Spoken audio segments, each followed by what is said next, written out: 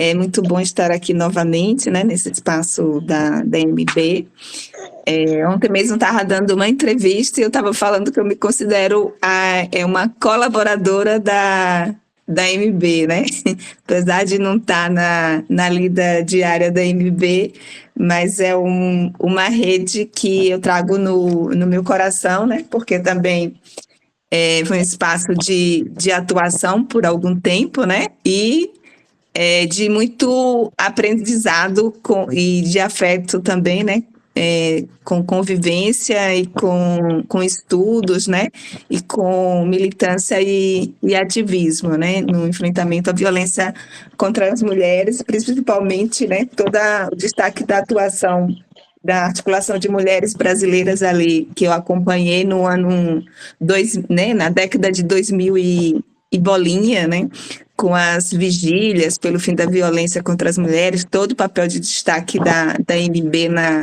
na construção, né, e na mobilização para aprovação e implementação, por exemplo, da Lei Maria da Penha, né, e outras tantas discussões, né, para a construção do direito das mulheres a uma vida sem violência, né. Então, assim, só agradecer, né, por estar aqui novamente com vocês. E falar um pouco, né, que foi pedido sobre essa proposta que o consórcio Lei Maria da Penha, né, está levantando com a contribuição de muitas organizações já envolvidas, que é a construção de um projeto de lei chamado Lei Geral de Enfrentamento à Violência de Gênero contra as Mulheres, né? Essa ideia está há muito tempo circulando dentro do consórcio, até mesmo dentro, né, do movimento feminista ou entre as acadêmicas dos estudos de gênero e de violência contra as mulheres, né? Porque nós tivemos, no processo da própria construção da Lei Maria da Penha, né, foi levantado se nós teríamos, né, se a lei seria uma lei específica sobre um tipo de violência ou se seria ampliado para violência em geral, né? E naquele momento se analisou que também dado os grandes números que se tinha ali, né, de violência doméstica, da prática de violência doméstica, dos casos que iam parar principalmente no sistema de justiça, nos juizados especiais criminais naquele período, né, se focou na violência doméstica, no enfrentamento da violência doméstica e familiar contra as mulheres, né, até porque também não se tinha nada, né, e já tinha um cenário de várias leis nos outros países da América Latina e do Caribe, e o Brasil não tinha uma legislação específica sobre isso, né? Somente assim 2 anos antes desse processo de início da construção da Lei Maria da Penha que se tinha uma previsão na lei 9.099 de que havia crime de violência doméstica, mas ainda assim sem se definir o que era a violência doméstica, né, no âmbito legal e para o âmbito jurídico, por exemplo.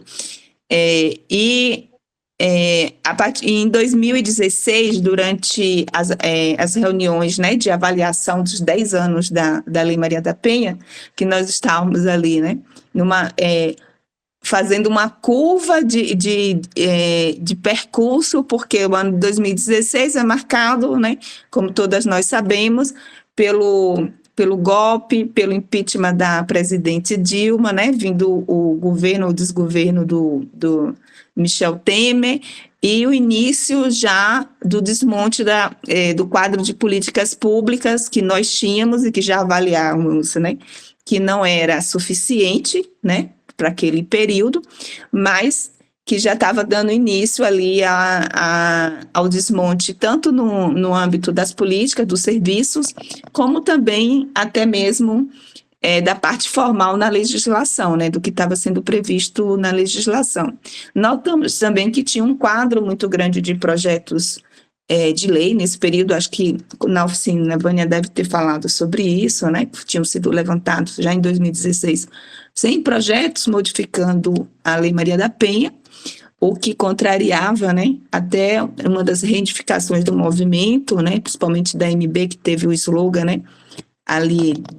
já no início da Lei Maria da Penha, que a Lei Maria da Penha não precisa de mudança, precisa de recursos e precisa de implementação, né, que foi uma campanha feita, acho que dos terceiro para o quinto ano da Lei Maria da Penha, né. Então, nós estávamos isso, e, ao mesmo tempo, também uma orientação de recomendações dos comitês internacionais, né, tanto do CIDO quanto da Convenção de Comitê de Monitoramento da Convenção de Belém do Pará, que talvez no Brasil precisasse de uma lei geral, onde pudesse, né, organizar a previsão dessas novas formas de violência que estavam surgindo, né? Tanto a violência, por exemplo, a violência política de gênero, a violência obstétrica, né? A violência virtual, novas feições para as violências, né, já anteriormente denominadas, né, como questão da violência sexual, onde você vai ver, né, as práticas de estupro corretivo, de estupro coletivo, né, ou tantas outras formas de violência. Há necessidade de um olhar mais aprofundado, né, das especificidades dos segmentos de mulheres, né, da interseccionalidade, né, da interculturalidade também sendo consideradas nesse aparato. Mas também ali, nesse primeiro momento, em 2016, a gente não via as condições, né, para se dedicar à elaboração de uma nova proposta de lei, sendo que a gente estava naquele cenário conturbado, difícil, né, já iniciando um déficit grande democrático, né, um Estado muito violento, né, com essa principalmente para a população negra, para a população indígena, né, para as comunidades tradicionais, né, o aumento também dessa interligação do tráfico, né, do crime organizado com a violência contra as mulheres, né? Então se tinha muita coisa ali para ser feita, né, e para ser enfrentada, para ser compreendida, né, e cobrada, né, respostas, sem um executivo, com um legislativo marcado pelo, né, hoje mais ainda, né, marcado pelo conservadorismo, pelo elitismo, né, e por todas as formas, até mesmo que a gente pode denominar de alguns parlamentares ali, de ódio, né, contra as mulheres e contra as populações mais vulneráveis, né. Então, se analisava, a gente se analisava dessa forma, né? E daí para o consórcio, quando chegou no ano mais ou menos de 2020, entre 2021 e 2022, né? Fazendo o acompanhamento do monitoramento das propostas legislativas de modificação da Lei Maria da Penha, a gente também nota que havia já algumas dessas propostas, né, querendo colocar várias formas de violência contra as mulheres no desenho da Lei Maria da Penha, que foi específico para a violência doméstica, né. Então, se notou ali que já tinha proposta, quer dizer, onde tiver violência doméstica e familiar contra as mulheres, substitua por violência contra as mulheres, né, para ter um atendimento de todas essas formas. E aí a gente tirou como deliberação, né, de aprofundar essa discussão sobre a criação de uma lei geral, né. Ao mesmo tempo, também notávamos se seria possível, né, aqui ter uma lei geral, como tem na Argentina, como tem no Uruguai, na Espanha, na Bolívia, né? São grandes exemplos de leis gerais, se a gente teria condições, porque também nós estávamos, né, com um aumento não só dos projetos de lei modificando a Lei Maria da Penha, né, vários projetos sobre violência contra as mulheres, muitos na área criminal, acho que a Vânia deve ter tocado nesse assunto, né, mostrado o quantitativo de projetos de lei, né? Ela vai analisar em 2022, já só de que selecionados foram 344 projetos de lei, né? Com várias formas de violência. Milena, falta 5 minutos, viu? Ah, tá, certo.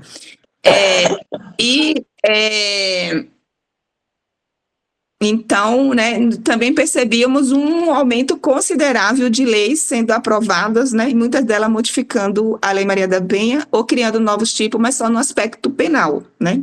com aumento de pena ou criação de uma nova conduta criminal, que a gente chama tipo penal, né, para a área jurídica, faltando a questão da perspectiva da prevenção, da assistência e da melhoria, né, de mecanismo no acesso à justiça. E aí a gente analisa, né, que vamos encampar essa proposta, né, e para isso tiramos, assim, a diretriz de fazer uns estudos, né, para fundamentar e ver e realmente ter evidências que seria necessária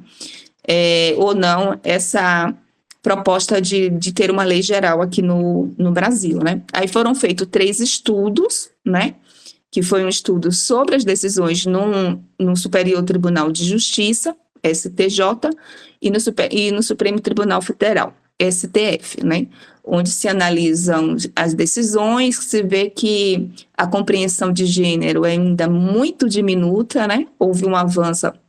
com a Lei Maria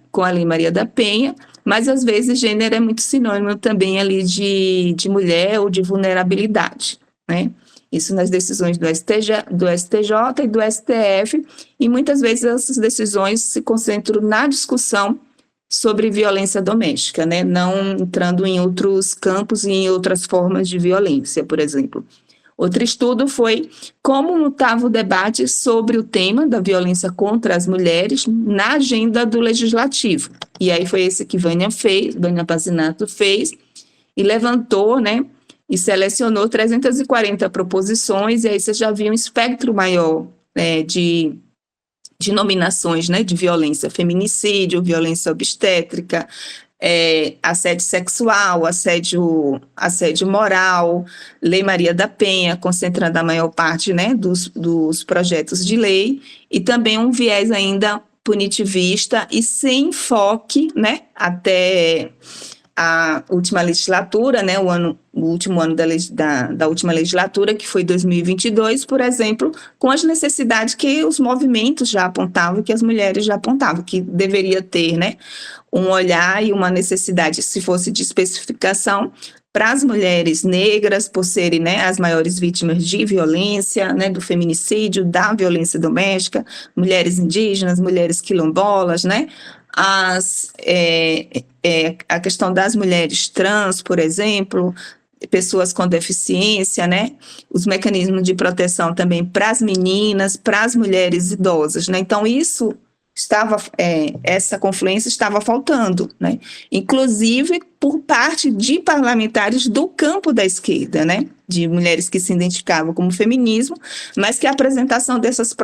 projetos de lei ainda caiu no, digamos assim, no tradicional, no comum, né? De modificar a Lei Maria da Penha ou de aumentar pena em determinado tipo de crime, né? Com um avanço ali para violência política de gênero, mas que ainda é uma lei que ainda precisa ser mais ampliada. Um levantamento que nós também fizemos, né, do número de leis aprovadas nesse período, que chegamos a mais de 100, né, entre decretos e leis, só sobre violência contra as mulheres, a partir da Constituição de 1988, né, mas também, assim, sem englobar todo esse conjunto desses segmentos de mulheres, e faltando também interseccionalidade, né, a perspectiva antirracista, por exemplo, né, anticapacitista, nessas legislações. E a Leila Linhares fez um estudo sobre o levantamento de leis, né, leis gerais, os exemplos de leis gerais na América Latina, no Caribe, e da Espanha e de Portugal, para entender como elas eram o funcionamento, a estrutura, né, e essa perspectiva. Aí